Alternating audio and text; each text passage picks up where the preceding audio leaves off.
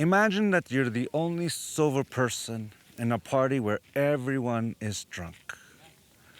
There are people in this party that have been nursing a glass of wine for several hours, sipping occasionally, barely intoxicated, but still drinking the wine.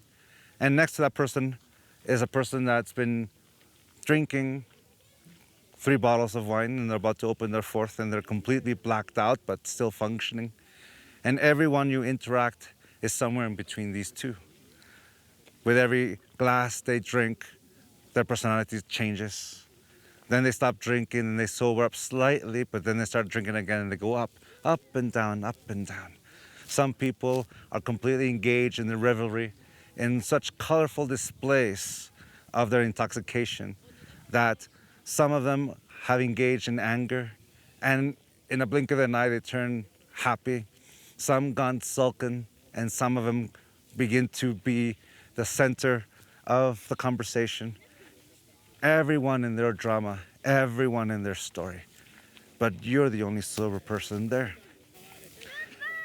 In our personal journey, in the work we do, we don't live isolated in an ashram. We don't live isolated in a hill. We don't live isolated in a monastery. We live in the dream of the planet where life continues all the time. That's what we refer to as the party. We are doing our personal journey in the middle of the dream of the planet where we interact with people. And that's why we say the image of the party, because the reason why we're at the party and we're the only sober person there is because that's where our family is, our co-workers, our friends, our beloved, the people in our life. Everyone in their different stage of their own evolution and their own journey to whatever tradition they follow, through 12 steps, Christianity, Judaism, Islam, psychology, psychiatry, all the traditions that humanity has created in order to find and let go of conditional love and embrace unconditional love. We've embarked in a journey that is individual. And this avenue of the dead represents the body of the snake, a two-headed snake that one head is here in the Plaza of Quetzalcoatl to the left of me. That the pyramid of Quetzalcoatl is open up to represent the head of a snake with an open mouth receiving, as it's surrounded by the mitote, otherwise known as hell or the underworld. And the body ends at the end, at the pyramid of the moon, that represents the other head that enters into divinity. This body, or this snake, this two-headed snake, represents the journey of a living being, of a human being.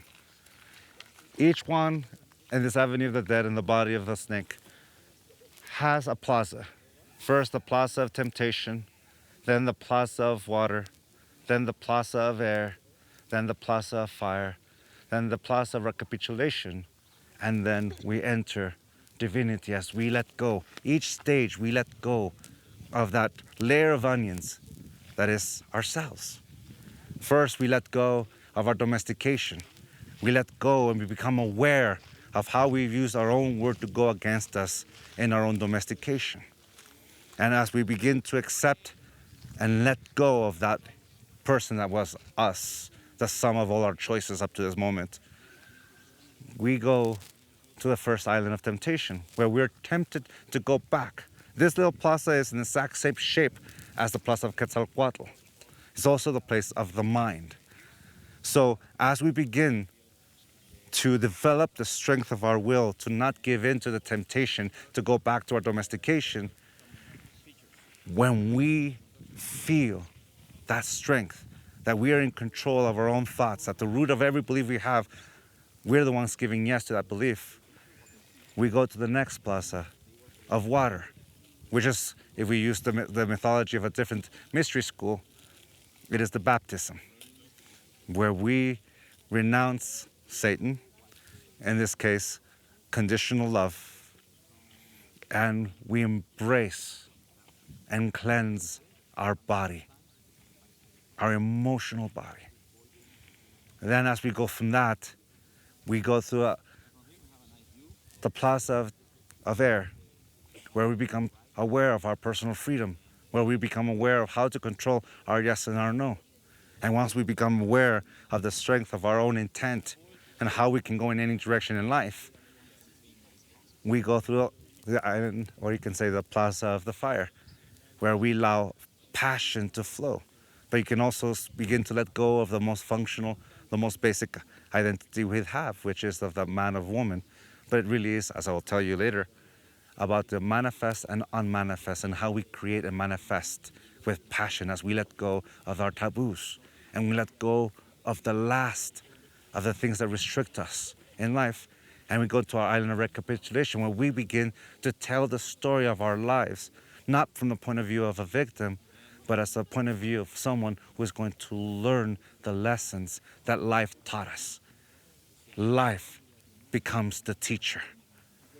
And when we begin to see our divinity, we go into heaven, or you simply call our divinity in the pyramid of the moon.